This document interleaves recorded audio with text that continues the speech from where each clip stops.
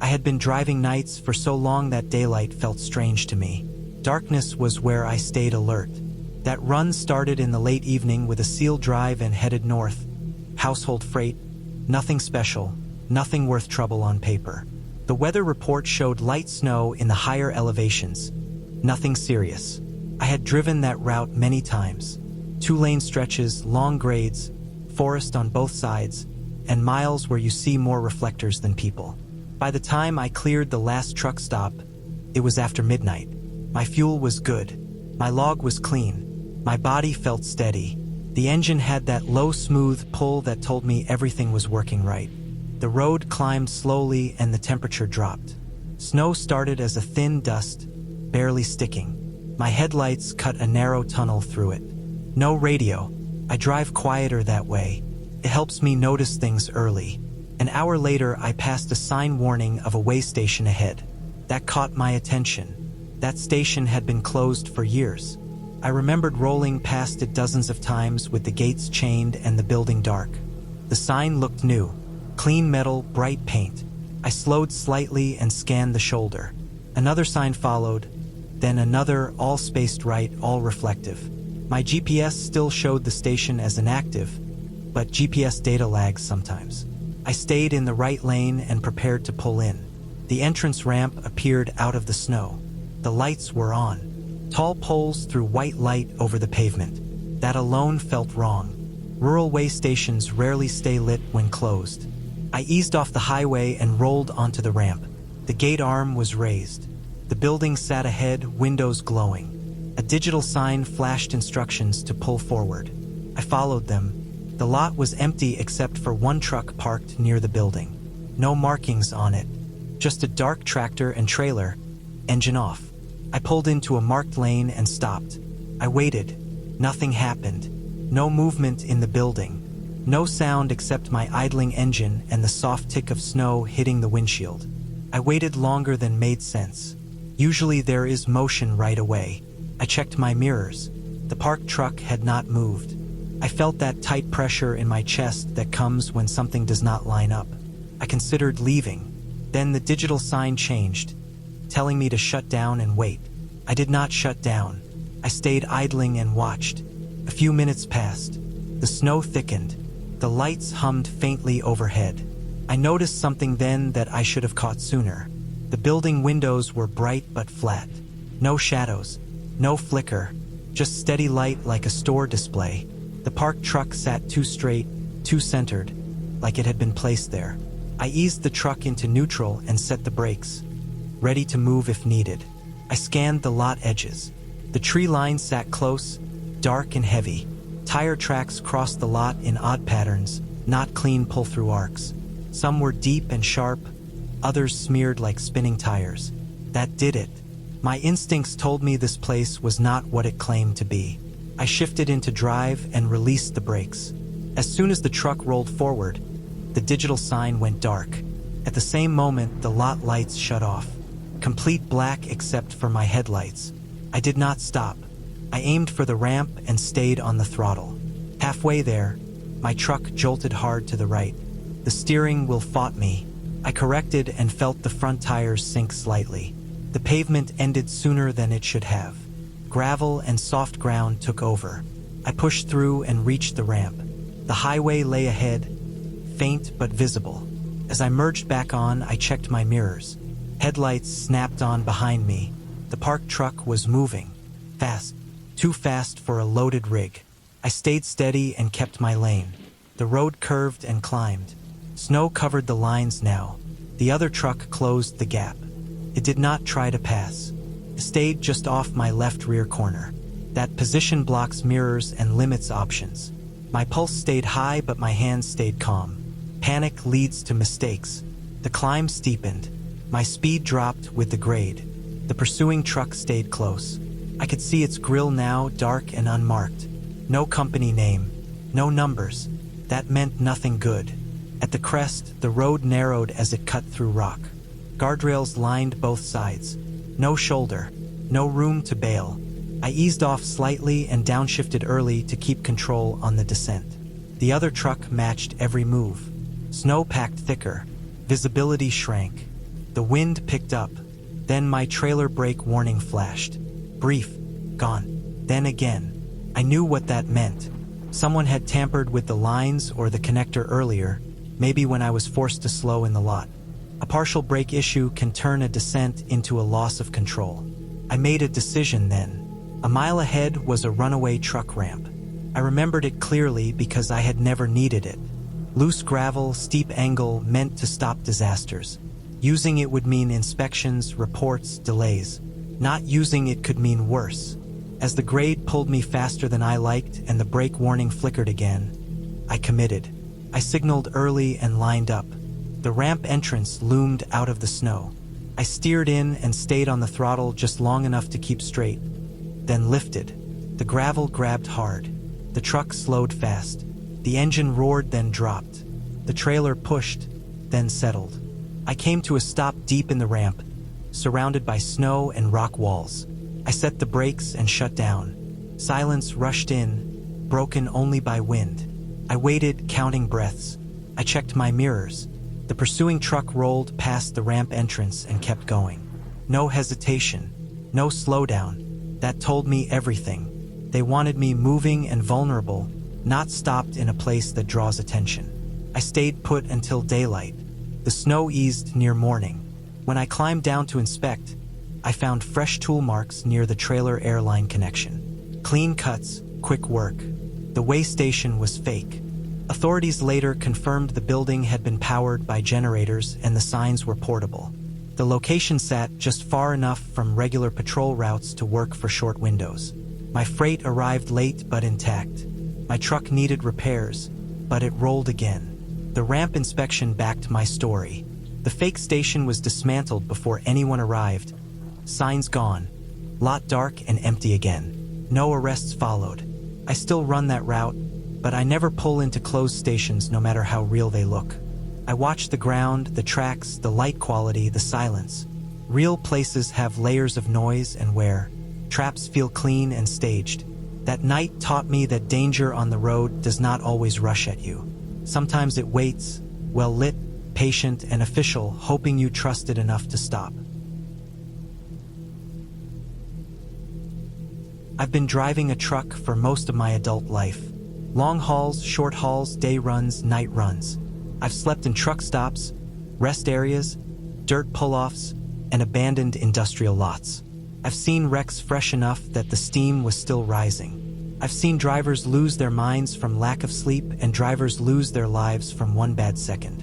None of that prepared me for one night in late fall when I was hauling frozen chicken across a stretch of highway that most drivers avoid if they can. I was running solo, behind schedule, already tired before midnight even hit. My logbook was tight, and I needed another 4 hours before I could legally stop. The route cut through miles of empty land. No towns, no farms, just flat ground, dead grass, and long fences that went nowhere. The kind of road where the headlights feel like they're drilling a tunnel into darkness instead of lighting anything up. The truck was running fine. Engine steady. Trailer quiet. The air inside the cab smelled like old coffee and diesel, the normal smell of my life. I remember thinking it was almost too quiet. No radio chatter. No cars passing. Even the wind felt still. My mirrors showed nothing but black space behind me. Around 1 in the morning, I noticed headlights far back in my left mirror. They were low and far apart, maybe a pickup or an older sedan. They stayed back longer than normal. Usually people pass or fall behind. These stayed right where they were. Mile after mile, same distance. I didn't think much of it at first. Some drivers are cautious around semis at night. But then the headlights dipped off the road for a moment and came back.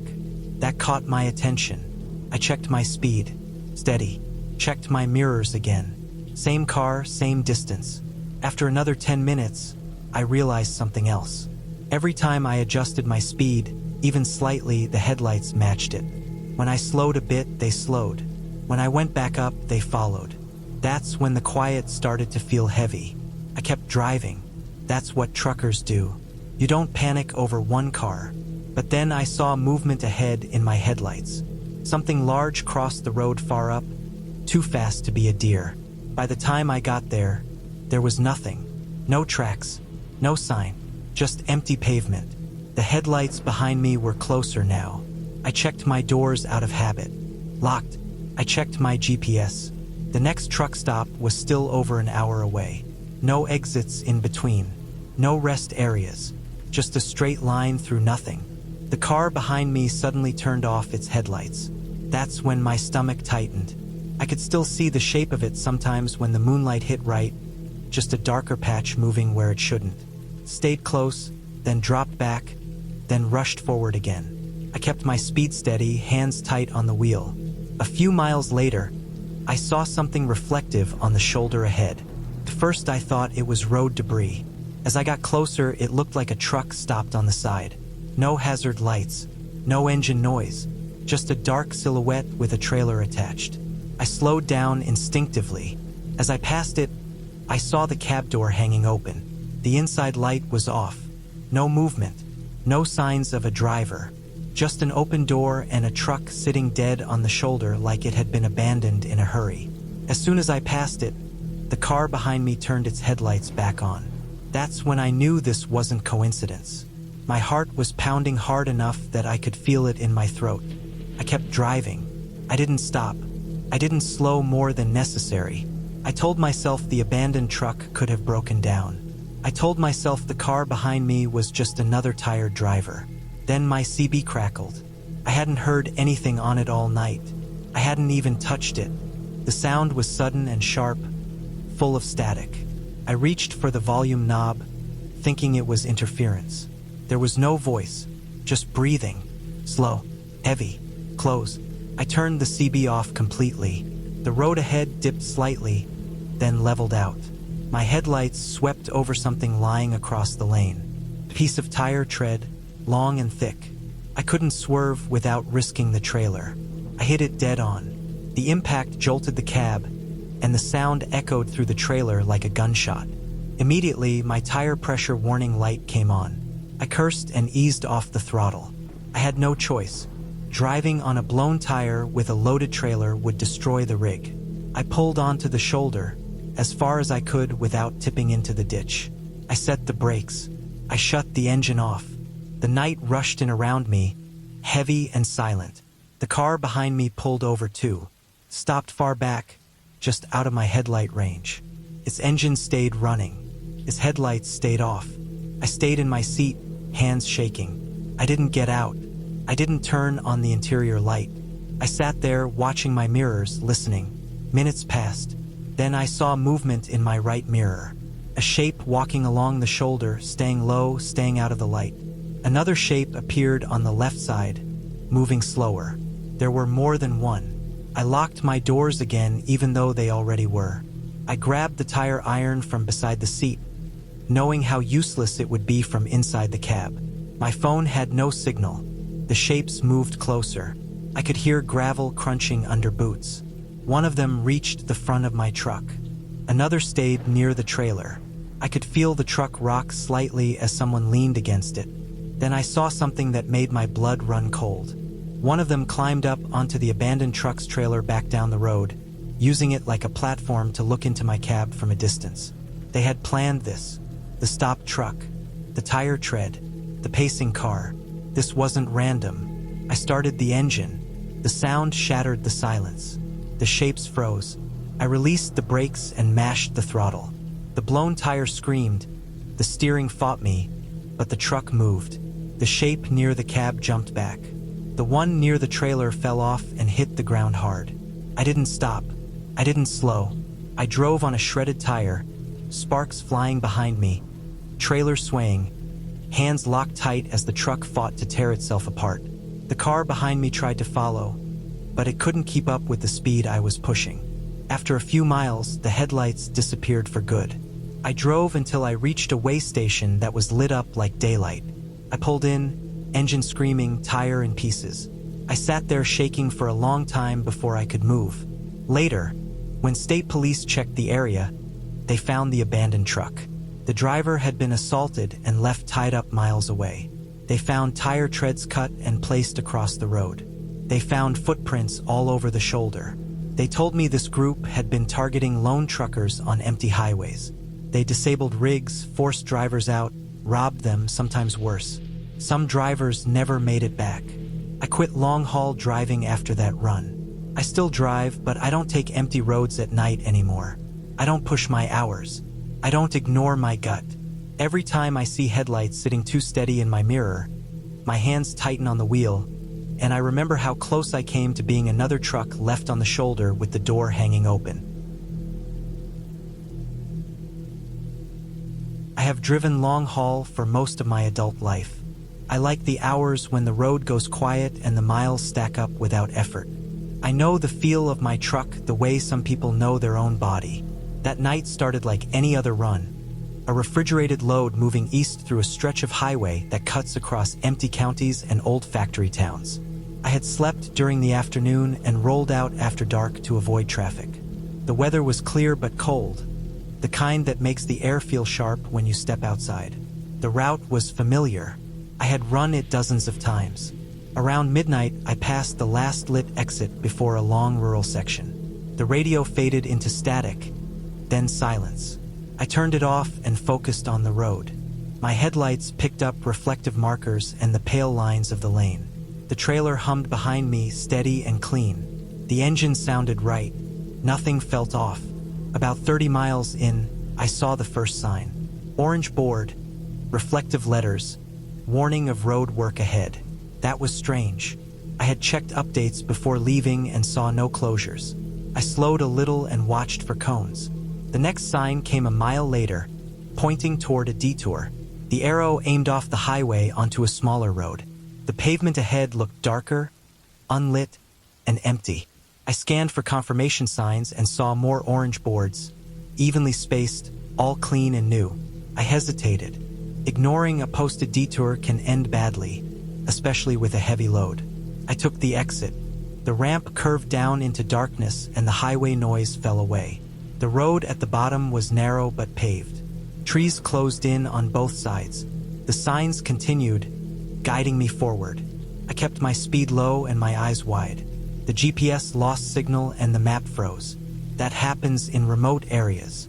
I trusted the signs and the feel of the road. 10 minutes passed without seeing another vehicle.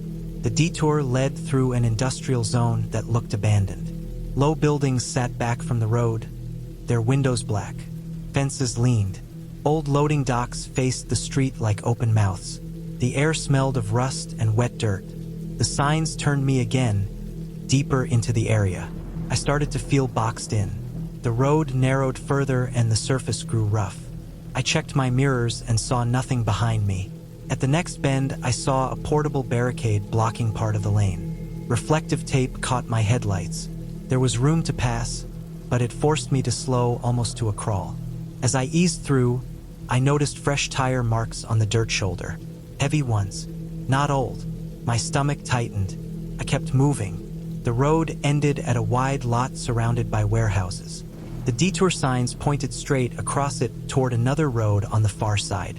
The lot was uneven and pocked with puddles. I rolled forward, careful with the weight. Halfway across, my trailer jolted hard. The truck lurched and the engine revved as traction broke. I stopped before digging deeper. I felt the rear sink. The ground had turned soft, maybe recently soaked. I tried easing forward again, gentle throttle, no luck. The wheels spun and through mud. I stopped and set the brakes. The silence pressed in. No insects, no wind, just the cooling engine ticking. I sat there, hands on the wheel, listening. That was when I noticed movement at the edge of the lot. Shapes slipped between buildings, low and fast. No lights, no sound I could place. I reached for my phone. No signal. I checked the dash clock and realized how late it was. I weighed my options. Getting out to inspect the ground felt wrong. Staying put felt worse. I tried reverse, slow and controlled. The truck shifted, but the trailer dragged and sank more. The smell of hot rubber crept in. I stopped before making it worse. I turned on the high beams and swept the lot. The light cut across concrete and weeds, then caught on something that made my chest tighten. Another truck sat near a warehouse wall, stripped down to the frame. The cab was gone. The trailer was open, cargo scattered and torn. It looked recent. No dust, no rust bloom, just bare metal and dark stains on the ground. That was when I understood. The detour was fake. The signs were placed to funnel trucks into a trap. The soft ground was prepared. The lot was chosen because it hid sound and sight from the highway. I imagined what would happen next. I had heard stories written off as road talk. Cargo theft rings that worked fast and quiet. Drivers who walked away shaken or worse. Insurance claims that never matched the damage. I stayed in the cab and locked the doors. I shut off the engine to kill the smell and save fuel. The cold crept in. I kept the lights on and watched the mirrors. Shapes moved again, closer this time. I saw a reflection flicker on a warehouse wall, then vanish. My heart hammered, but my hands stayed steady. Panic wastes time. I scanned the cab for tools. I had a heavy flashlight and a tire iron. Neither would help much from where I sat. I thought about the trailer release, the idea of dropping it and pulling the tractor free. The ground under the trailer was the worst part. The tractor might still have grip. I needed to try before they closed in. I restarted the engine, slow and quiet as I could manage. I released the trailer brakes while keeping the tractor brake set, then eased the kingpin release. The trailer settled with a dull thud. I felt the weight shift off the tractor. I put it in low gear, released the brakes, and eased forward. The tractor fought, tires clawing, then surged free. Mud sprayed the back of the cab. I did not look back. I swung wide and aimed for the edge of the lot where the ground looked firmer. Something struck the side of the cab, a hard metallic thump. Another hit followed, lower. The cab rocked but held. I stayed on the throttle and burst onto the narrow road. I did not slow. I followed it blind, trusting it would lead somewhere. The signs were gone now, only darkness and trees. The road curved and climbed. My speed steadied. No lights followed. After several minutes, I saw a faint glow ahead. It grew into a proper road with lines and a sign I recognized from the main route. I merged and kept driving until my hands stopped shaking. At the next safe turnout with lights and cameras, I pulled over and shut down. I sat there and breathed until the cold soaked through my jacket. When I stepped out, I saw the damage. Dents along the cab, paint chipped. Mud packed into every seam. I took photos of everything while my phone still had power. The authorities came later, after I reached a station with service and reported it. They listened, took notes, and nodded. They told me others had been hit along that corridor, always at night, always with clean signs that vanished by morning. The lot was raided weeks later. They found stacks of signs, stolen goods, and evidence that matched what I saw. My trailer and load were never recovered. The insurance covered most of it. I still drive. I still run nights. But I trust my gut now. If a detour feels wrong, I stop on the shoulder with my flashers and wait for daylight or confirmation. I check the ground before committing weight. I keep moving when stopping feels like the worst choice. That night did not end in blood or headlines, but it left a mark. Every time orange reflects in my headlights on a lonely road, I feel the memory settle in my chest, heavy and real, and I stay ready to choose the narrow path that keeps me alive. This happened in late October of 2016 when I was hauling grain from eastern Montana down toward a processing plant in Wyoming. I took the run because it paid well and because I grew up driving back roads like that with my father, so empty land never bothered me. I left just before sunset to make the night miles and avoid traffic. The trailer was full and stable, the kind of load that settles in and hums instead of sloshing. The air was cold enough to keep me alert.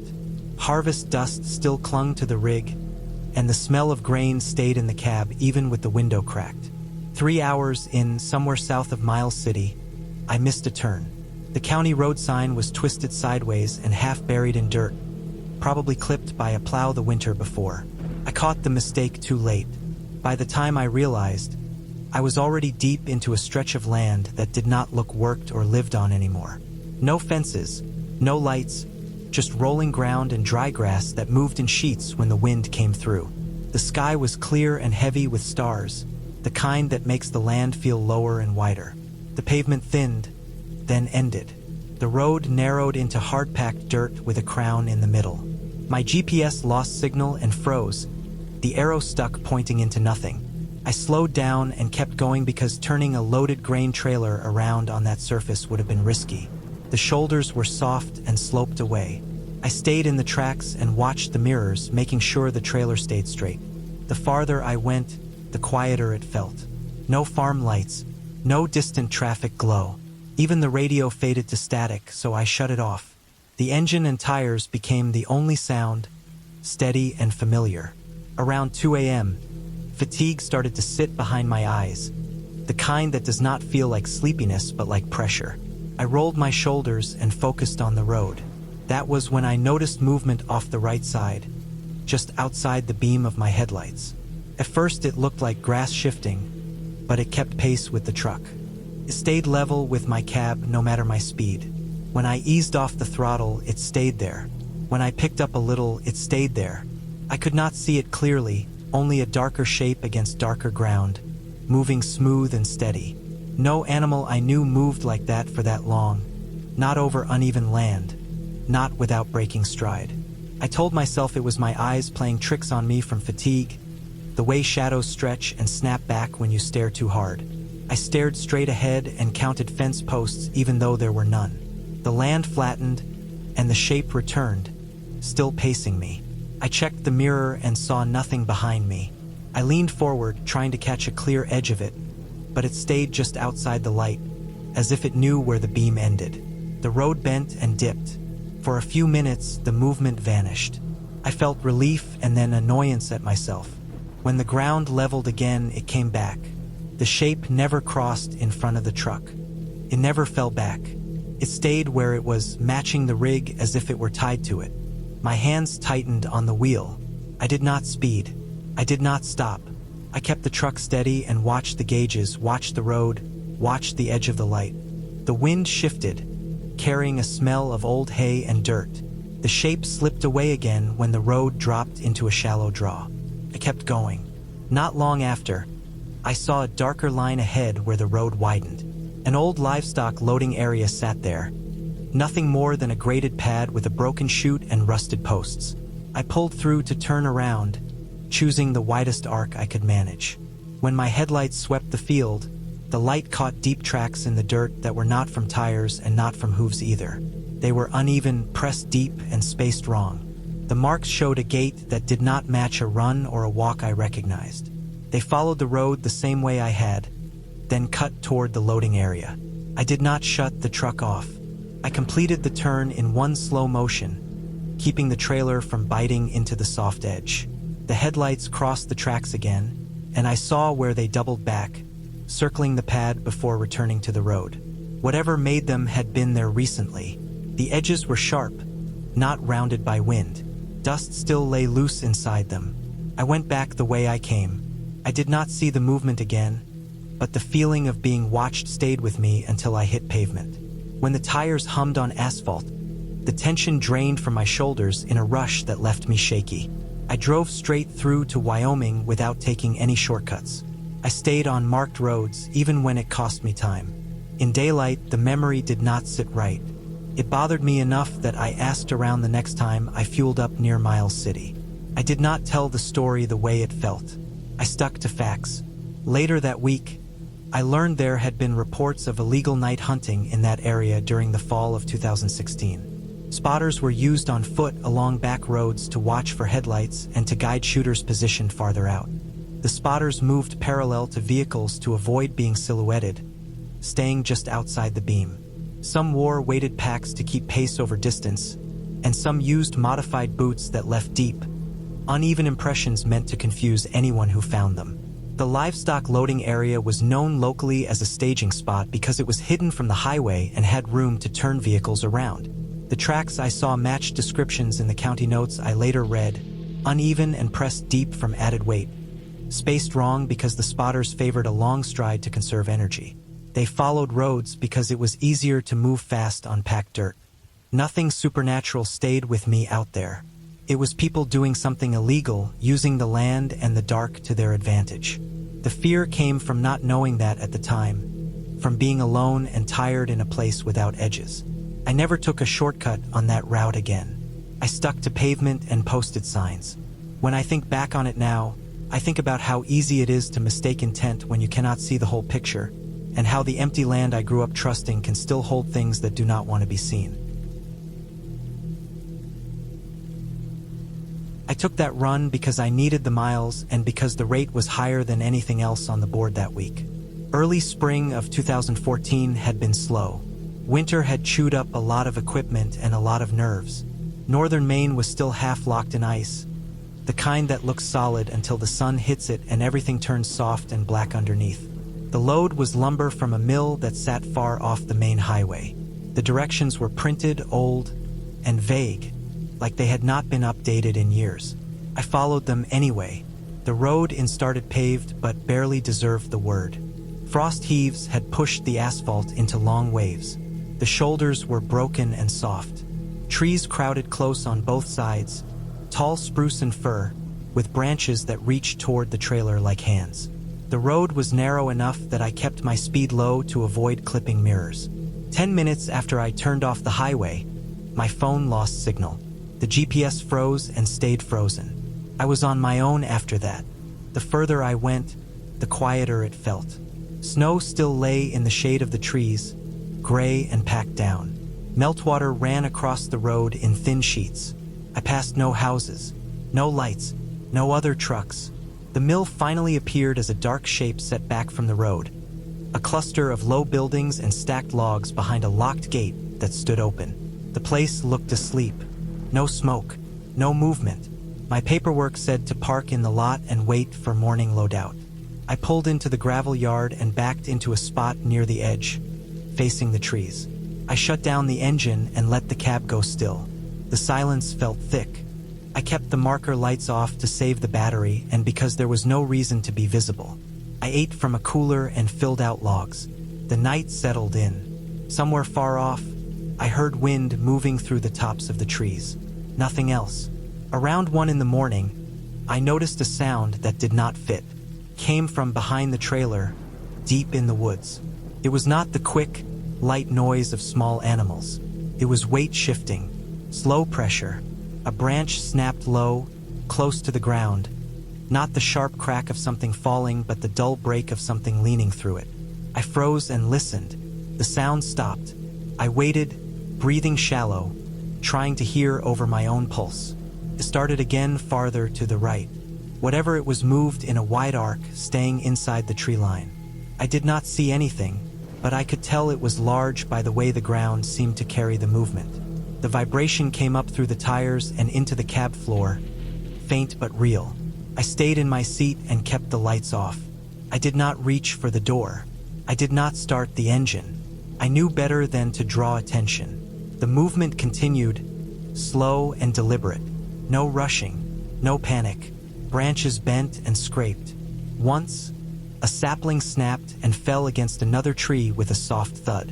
The sound passed behind the trailer, close enough that I felt it more than heard it. The trailer rocked slightly, a single shift, like something had leaned its weight against the side and then eased off. The air pressure gauge flickered and settled. I held still and watched the mirrors, but the darkness swallowed everything. A smell drifted in through the vents. It was wet and rotten, like old leaves and stagnant water mixed with something sour. It clung to the inside of the cab and made my stomach tighten. I closed the vents, but it lingered. The movement continued in a loose circle. Sometimes it stopped for long minutes. Sometimes it resumed with another low snap or scrape. Whatever it was never stepped into the open yard. It stayed where the trees could hide it. Time stretched. I checked the clock and then checked it again later, surprised at how little it had moved. My legs cramped from staying still. The sounds never rushed. There was no charge, no sudden noise that would have forced a reaction. That made it worse. It felt like the thing in the woods had all the time it needed. I kept thinking about how far I was from help and how useless the phone was. I stayed awake by force. At some point before dawn, the movement faded. The woods went quiet again. The smell thinned and disappeared. The sky lightened behind the trees, a cold gray that crept in slowly. When full daylight finally came, the yard looked empty and normal. Snow patches steamed slightly as the temperature rose. Nothing stood out from the cab. I waited until the mill came to life before stepping out. Engines started in the distance. Doors opened. I climbed down and walked the length of the trailer. Along the side facing the woods, I found marks in the aluminum. Long scrape lines ran unevenly from front to back, high up, well above where a deer would reach. They were not clean. They wavered, dipping and rising, like something had dragged against the trailer without a steady edge. In a few places, the metal was scuffed deep enough to dull the shine. The ground near the trees was torn up. The snow was trampled and melted into mud. Broken branches lay scattered. Some snapped clean, others bent and twisted. The smell was still faint there, stronger near the woods. I found no tracks that made sense, only churned ground where weight had shifted again and again. I got loaded and left as soon as I was cleared to go. The drive out felt longer than the drive in. I kept checking the mirrors until the trees thinned and the road widened. Once I had signal again, I did not call anyone. I finished the run and tried to put it behind me. Later that year, I did some reading on my own. Northern Maine has bull moose that carry more weight than people expect, especially in early spring when they come down low to find food after winter. A bull can stand tall enough to scrape a trailer. They move quietly when they want to, placing their hooves with care. They rub against solid objects to shed winter itch and loose hair, sometimes leaning their full weight into it. In spring, their coats can smell foul, wet, and rotten from months of sweat, decay, and mud. They also circle when they feel boxed in, testing space without charging. The scrape marks matched the height of a large bull. The uneven lines made sense if antler bases or shoulder bone dragged along aluminum. The slight rocking of the trailer fit the weight of an animal that large leaning in, then stepping away. The quiet fit too. Moose do not move like deer. They move slow and heavy, but they know how to be silent. I still believe that is what it was. Nothing else explains every detail without stretching logic. Knowing that does not make the memory easier. I have hauled through worse weather and worse roads, but that night stays with me because I was alone and unseen by something that did not need to rush. I finished that run and never took another into that part of Maine in early spring. I stopped chasing the higher rate when winter routes came up. The work was not worth sitting still in the dark, listening to weight move through trees, waiting for daylight to prove I could leave.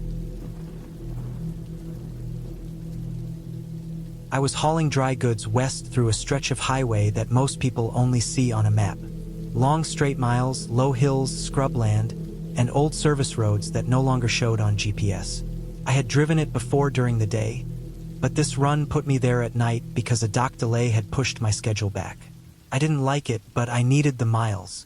The air inside the cab was stale from hours of driving. Coffee cups rattled in the holder with every seam in the road. The dash lights glowed dull green, and the windshield reflected my own tired eyes back at me. Outside, the night felt pressed up against the glass, thick and empty. No passing cars, no towns, just reflective markers sliding past at a steady pace. Around 2 in the morning, I saw flashing lights far ahead, red and blue low to the ground. At first I felt relief. A police presence meant people nearby, cameras, radios. As I got closer, I realized something felt off. The lights were too dim. The pattern wasn't quite right. They were parked on a turnout that looked barely used, dirt packed down by time, not traffic. A sign stood before the lights, temporary, crooked. It read that all trucks must pull in for inspection. I slowed. My gut tightened. I had never seen a weigh or inspection station in this area, permanent or temporary. Still, the sign was there and the lights were there. I checked my mirrors. Empty. No other trucks. No cars. I pulled in. The turnout was wider than it looked from the road, but uneven. My headlights washed over an old white SUV with decals that looked almost official if you didn't stare too long. The paint was faded. One rear door had a dent that never got fixed. No other vehicles. No building. No portable scale. No cones. Just dirt, a sign, and flashing lights. I stopped where the ground flattened out. I set the brake but left the engine running. I waited. Nothing happened. The lights kept flashing. No one approached. No movement around the SUV. The silence felt wrong. Inspections always involve motion. Clipboards, flashlights, radios. This felt staged like a photograph. I scanned the area beyond my headlights. The turnout backed into a shallow cut in the land. Beyond that was open dark. No fences, no houses, no signs of life. My mirrors showed only black. I reached for my phone. No signal. That was when I noticed the other tracks in the dirt. Fresh tire marks that didn't belong to state vehicles. They were wide and uneven, like older pickups with worn tires. Several sets, leading away from the turnout, not back to the road. I should have left then. Instead, I hesitated, worried about blowing past something that looked official. That hesitation cost me. The SUV lights shut off all at once. The sudden darkness hit hard. My headlights were the only light left. The road behind me disappeared. I felt exposed, like I had parked in the middle of a field with no walls. Movement came from the edge of my light. A shape stepping forward, then stopping. Another shape farther back. They stayed just outside the beam, close enough to be real, far enough to stay hidden. I locked the doors. The truck rocked slightly, weight shifting as someone touched the trailer. Not hard. Testing. Another movement near the front, low and quick. I hit the air horn.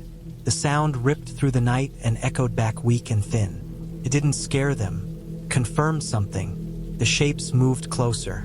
I released the brake and tried to pull forward. The truck lurched, then stopped. The engine revved, but the rig didn't move. I glanced down and saw the gear indicator blinking. Something underneath scraped metal. They had blocked my wheels. The cab shook again, harder this time. A thud against the driver's side step. Then another against the passenger side. Not random, coordinated. I stayed inside. I didn't open anything. I didn't shout. I kept my hands on the wheel and watched the mirrors. Shadows passed through the edges of the light, never staying still. A shape climbed onto the hood. The weight dented the metal. I felt it through the steering column. A dark outline leaned toward the windshield, face hidden by glare and angle. Something struck the glass, not hard enough to break it, just enough to show intent. I knew then this wasn't a robbery meant to be quick. I reached down and disengaged the trailer brake manually. I shifted again, eased the throttle, and felt the rig strain. The tires spun, throwing dirt. The block under the wheel cracked and shot out behind me. The truck surged forward. The shape on the hood slid off to the side and hit the ground. The cab jolted hard enough to snap my head forward. I steered straight through the turnout, over ruts, over brush, aiming for the road. Something slammed into the side of the trailer as I passed. Another impact near the rear doors. The truck bucked, but I didn't slow. I hit pavement and kept going. The mirrors filled with headlights seconds later. 2 vehicles this time. Older trucks. No plates. They chased me hard, staying close enough that I could feel their presence even when I tried not to look. I pushed the engine past where I normally would. The truck complained.